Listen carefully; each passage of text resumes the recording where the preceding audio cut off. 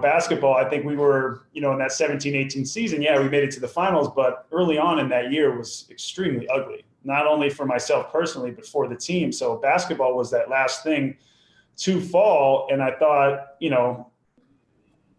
failed future, that's where, anxiety, I feel like, comes from for me, somebody who's driven, and meaningless future is where my depression comes from. Like I'm nobody, I'm worth nothing. I do nothing for this team, for my family, for my friends. And those doubts and those thoughts, definitely creep in, and that's a slippery slope. But for me during that moment, it just all came to a head. Like I felt like, I couldn't get control of my heart rate. I couldn't get control of my breath. And that's where it all started. So I had to remove myself from the court. It's like when I was young, I always had somewhere to go. I always had somewhere to escape to that maybe wasn't a full safe space, but I wasn't going to do it in a public type of setting. And when you're at an arena, there's 23,000 people at, what used to be Quicken Loans Arena. And I remove myself. I'm in the locker room. I'm thinking there's other people there. I remove myself, from the training room.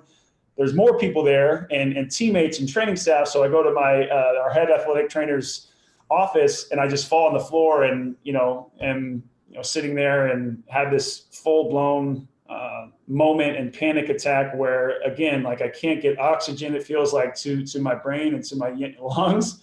And that was a scary ass moment because I'd never had it in a setting like that. And I was so worked up and self-conscious about people knowing that this was happening, and also what were going to be the repercussions of this.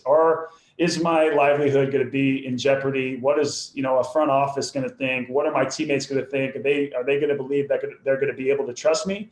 And on top of that, you don't want people to know. You feel like you have to suffer in silence. And on top of that, you feel like, you want to tell your own story. So I think that last component was me wanting to take it in my own hands, understanding, and we have to understand that it got a lot worse before it got better.